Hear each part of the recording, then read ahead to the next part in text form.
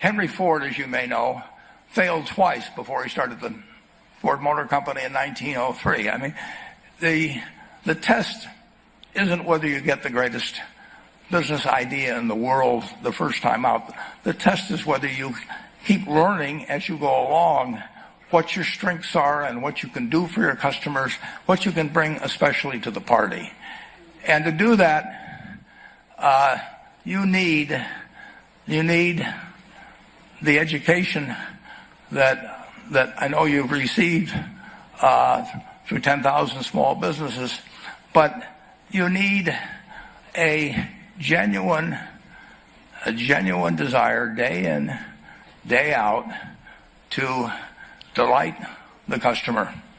I've never seen a business, and I've seen a lot of businesses, but I've never seen one that delights the customer that doesn't succeed. I mean, what you want is that customer the next day when they think, do I want to rent a car or do I want to buy some furniture?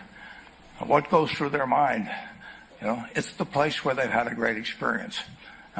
I don't know what I paid for this tie. Actually, probably if somebody gave it to me, but for the purposes of this speech, I will say I have no idea. But or the shirt I'm wearing, or this, but I do know I will remember how I was treated when I bought it. I mean, you long forget about the price, but you never forget whether you had a good experience or a poor experience with the purchase experience. So when I look at the internet businesses, or I look at tech businesses, I say this is a marvelous thing, and I love to play around on the computer, and I order my books from Amazon and all kinds of things, but I don't know who's going to win. Unless I know who's going to win, I'm not interested in investing. I'll just play around on the computer. And defining your circle of competence is the most important aspect of investing. It's not how important, how large your circle is. You don't have to be an expert on everything. But knowing where the perimeter of that circle of what you know and what you don't know is, and staying inside of it, is all important. Tom Watson Sr., who started IBM, said in his book, he said, I'm no genius, he said, but I'm smart in spots, and I stay around those spots. And you know, that is the key. So if I understand a few things, and I stick in that arena, I'll do okay. And if I don't understand something, but I get all excited about it because my neighbors are talking about it, and the stocks are going up and everything, I start fooling around someplace else, eventually I'll get creamed, and I should. Do you think that it's as important for the American family to put their child through college and higher learning at this time? It depends on the person, but generally speaking, investing in yourself is the best thing you can do. Anything that improves your own talents. Like, nobody can take it away from you. They can run up huge deficits, and the dollar can become worth far less. You can have all kinds of things happen, but if you've got talent yourself and you've maximized your talent, you've got a terrific asset. And so that doesn't mean everybody should go to college, but it does mean that any way you find to improve. Communication skills are enormously important. I mean, I took a Dale Carnegie course that I paid $100 for, and it was worth a college degree. At least I thought it was. Maybe this interview will convince people otherwise. Well, if you look around you at the people you admire, you know, they have certain qualities. I mean, you've got friends. Why do you like them? You know, generally, you know, generally they have an upbeat attitude on life. Generally, they are generous people. They're humorous people. They're people that do more than their share. They're people that are thinking about something nice they can do for you. And all of those qualities attract you. And none of those are innate at birth. I mean, you can acquire those. And then there's other people that turn you off, you know, and they have habits. They take credit for things they didn't do. They don't show up on time, whatever it may be. They're a little dishonest about things. And if you're looking at your life at a young age like you are, and you can choose what kind of a person you can be, why not be the person you admire rather than the person you can't stand? It's so simple. So just write down the qualities you like. Take your 5 best friends. Why do you like them? And just write down those qualities. And you will find there's no quality there that you can't have yourself. And similarly with the 5 people you can't stand to be around, put those things down that turn you off about those people. And if they turn you off about them, why should you possess them? It's so simple. You know, it's not it's not like something complicated that you think you should be learning with an advanced It's not as degree in school. complicated as investing in the stock market. No, but it's enormously important to have people work with you in life. Right. They're going to work with you in life if they like you. You know, and they may occasionally, I mean, if you're in the Army or something, you know, you may work for somebody that you don't like. But by and large, you're going to get the best out of people if they feel good about you. And it's just so easy, but you've got to develop the habits early, because you can't say I'm going to suddenly become a terribly attractive person when I'm 60. It just doesn't work that way. So pick up the right habits now. And I will guarantee you, if you actually just write down those qualities and think about it, you will find you can have every one of the attractive qualities, get rid of the ones that are negative, and your life will be different. I mean, we look for three things when we hire people. We look for intelligence, we look for initiative or energy, and we look for integrity. And if they don't have the latter, the first two will kill you. Because if you're going to get somebody without integrity, you want them lazy and dumb. I mean, you don't want them smart and energetic. So it's that third quality, but everything about that quality is your choice. You know, you can't change the way you are wired much, but you can change a lot of what you do with that wiring. And it's the habits that you generate now on those qualities, or those negative qualities. I mean, the person who always, you know, claims credit for things they didn't do, that always cuts corners, that you can't count on. I mean, in the end, those are habit patterns. And the time to form the right habits is when you're your age. I mean, it doesn't do me much good to get golf lessons now. If I'd gotten golf lessons when I was your age, I might be a decent golfer. But someone once said the chains of habit are too light to be felt until they're too heavy to be broken. And I see that all the time. I see people with habit patterns that are self-destructive when they're 50 or 60, and they really can't change them. They're imprisoned by that. But you're not imprisoned by anything. So when you write down the qualities of that person that you'd like to buy 10% of, look at that list and ask yourself, is there anything on that list I couldn't do? Say that success is getting what you want and happiness is wanting what you get. Well, I don't know which one applies in this case, but I do know that I wouldn't be doing anything else. I mean, I do advise you, you know, when you go out to work, go to work for an organization that you admire, people you admire, because it'll turn you on, and you ought to be happy where you are working. And I always worry about people who say, you know, I'm going to do this for 10 years. I really don't like it very well, and then I'll do 10 more years of this. I mean, that's a little like saving up sex for your old age. I mean, not a very good idea. So get right in. You would recommend that. Get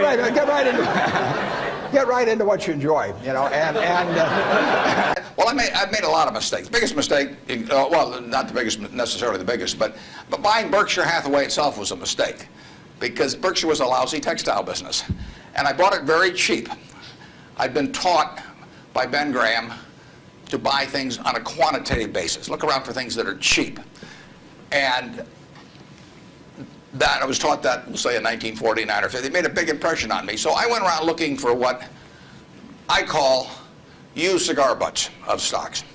And the cigar butt approach to buying stocks is that you walk down the street and you're looking around for cigar butts, and you find this on the street, this terrible looking, soggy, ugly looking cigar, one puff left in it. But you pick it up and you get your one puff. It's disgusting, you throw it away, but it's free. I mean, it's cheap. And then you look around for another soggy, you know, one puff cigarette. Well, that's what I did for years. It's a mistake. Although you can make money doing it, but you can't make it with big money. It's so much easier just to buy wonderful businesses. So now I would rather buy a wonderful business at a fair price than a fair business at a wonderful price. But in those days, I was buying cheap stocks. And Berkshire was selling below its working capital per share. You got the plants for nothing. You got the machinery for nothing. You got the inventory and receivables at a discount. It was cheap. So I bought it. And 20 years later, I was still running a lousy business, and that money did not compound.